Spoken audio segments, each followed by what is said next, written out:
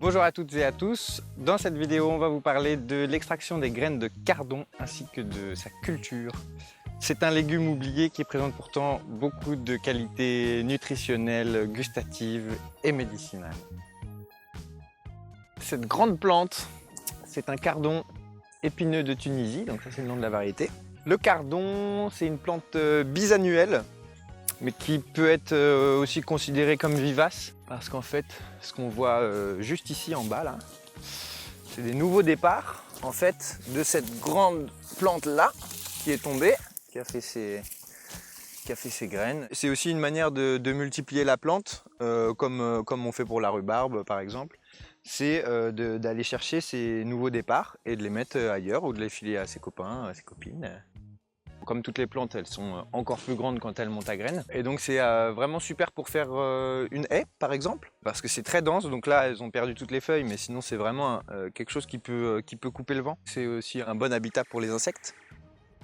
Le cardon, c'est une plante de la famille des Astéracées, qu'on appelle aussi les composés.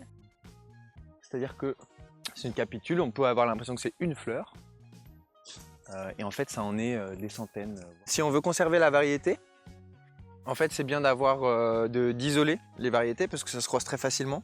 Donc, ce qui est conseillé, c'est 1 km de distance entre deux variétés de cardon, mais aussi, s'il y a un pied d'artichaut dans le jardin, ça se croise aussi très facilement. Donc, soit on protège toute une culture, soit on les isole un par un. Donc il est possible de mettre un petit tulle et de venir passer un pinceau pour que le pollen des organes mâles arrive sur les organes femelles.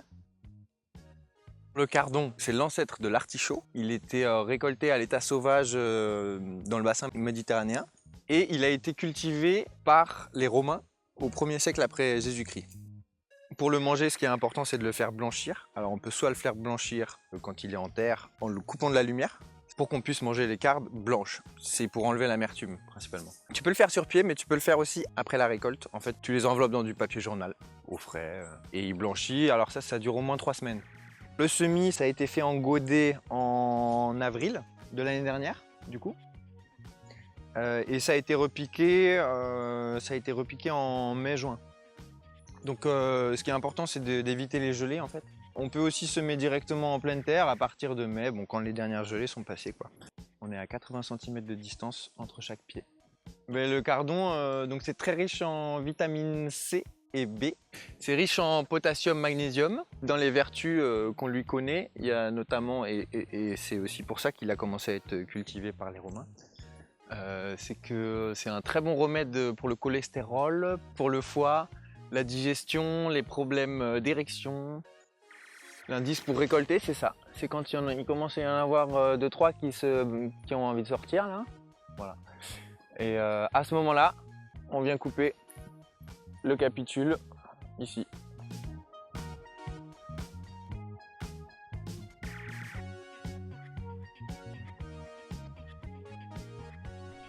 Alors on va maintenant passer à l'extraction des graines. On commence par enlever le contour du capitule. Ça va nous faciliter la tâche. On va enlever le pied, voilà. Et donc là je le casse en petits morceaux pour récupérer toutes les graines, pour être sûr que j'en oublie pas.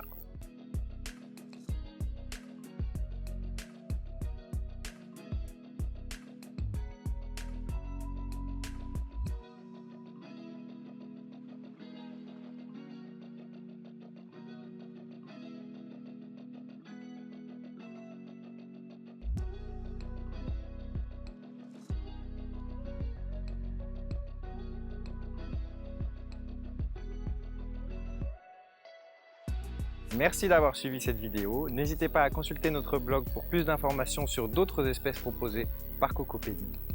Merci et bon jardinage!